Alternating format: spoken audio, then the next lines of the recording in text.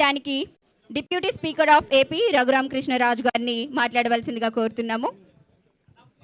Media people అందరూ కూర్చోవాలండి. Please cooperate చేయాలి. ప్రతి ఒక్కరు కూడా కోఆపరేట్ చేయాలి. ప్లీజ్ ఫ్రంట్ ఉన్న మీడియా పీపుల్ అందరూ కూడా కూర్చోవలసిందిగా మనవి చేస్తున్నాను. పెద్దలు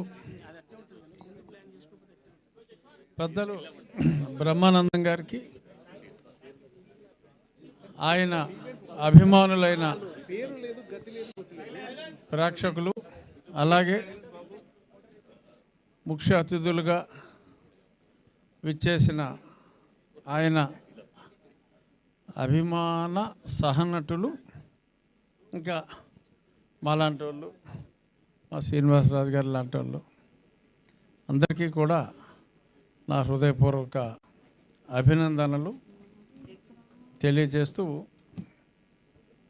చాలా మాట్లాడాలి అనుకున్నా కూడా ఇప్పుడు 15 మంది మాట్లాడారు. అందరూ బాగా మాట్లాడారు.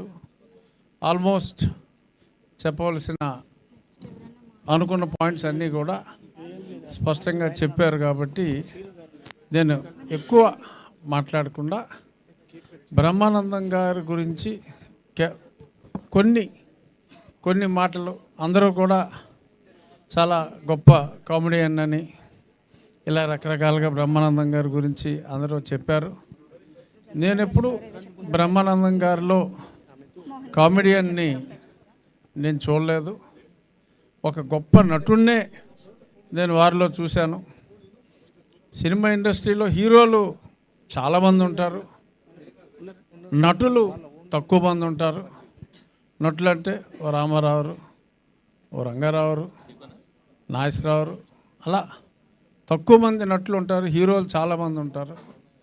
ఆ కోవకు చెందిన నటుల్లో ఒక విశిష్టమైన గొప్ప నటుడు డాక్టర్ బ్రహ్మానందం గారు.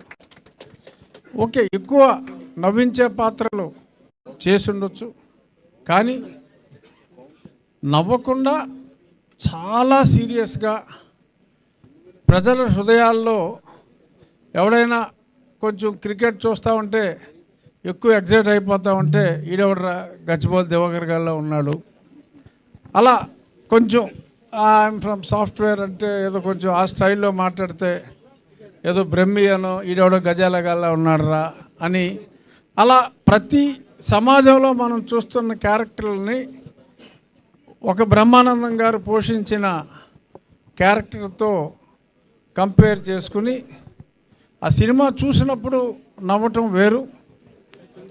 దైనందిన జీవితంలో బ్రహ్మానందం గారిని తలుచుకొని తెలుగువాడు ఉంటాడు అని నేనైతే అనుకోను.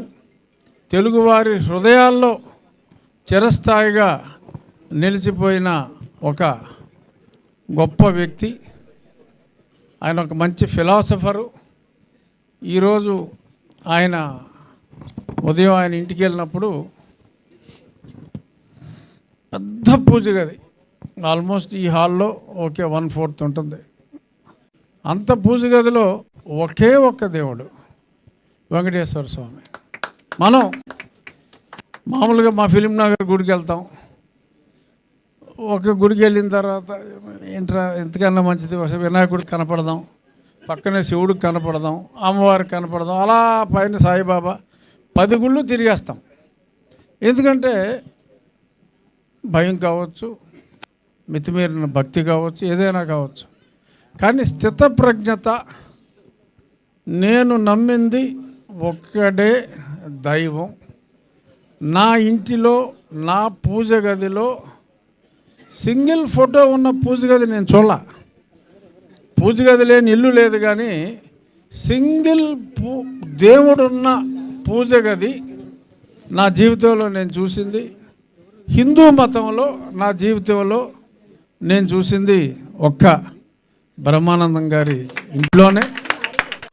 ఆయన ఒక గొప్ప తత్వవేత్త.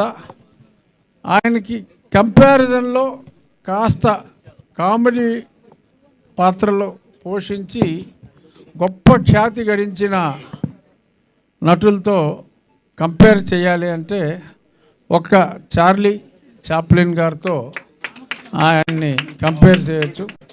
రంగస్థలం అనే సినిమా చూస్తే రంగ మార్తాండ ఆయన నట విశ్వరూపం.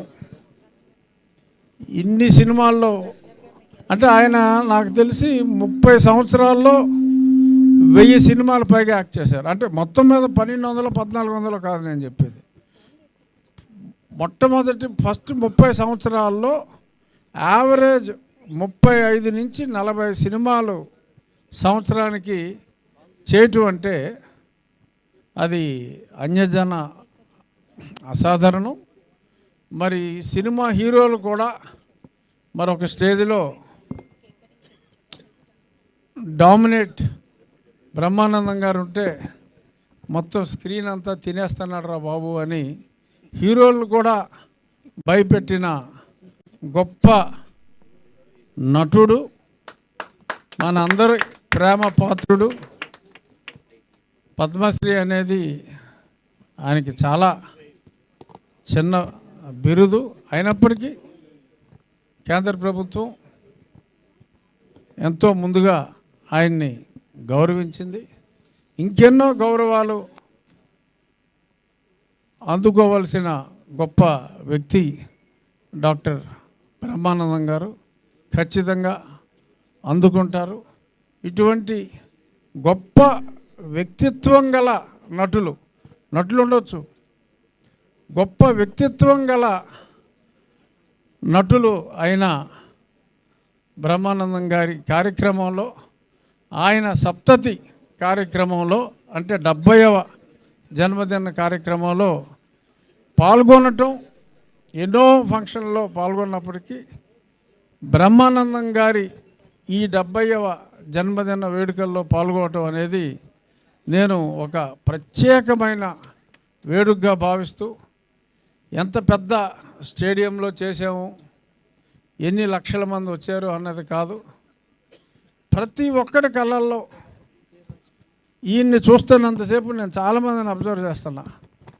ఒక రకమైన ఆప్యాయత ఆ కళ్ళల్లో, ఆ ఆనందం, అదంతా చూస్తే నిజంగా మీ జన్మ ధన్యం బ్రహ్మానందం గారు. మీ స్నేహితులుగా మేము ఉన్నందుకు మేము కూడా ఇది మా అదృష్టంగా భావిస్తూ, భగవంతుడు కొందరికి చావు ఉండదు, అలాగా బ్రహ్మానందం గారికి మరణం లేని ఒక గొప్ప నటుడు. మరిన్ని దశాబ్దాలు మీరు ఉండాలని, నిండు 100 ఏళ్ళు కాదు, టెక్నాలజీ మారిపోతుంది, 100 ఇయర్స్ కూడా. మా సీఎం గారు ఇప్పుడు హ్యూమన్ లైఫ్ 120 సంవత్సరాలు అని చెప్పి చెప్తున్నారు. సో అంచేత 120 సంవత్సరాలు ఫిజికల్గా, ఆ తర్వాత very few people they are eternal. Brahmanandam గారు is an eternal star. All the best sir. Thank you very much.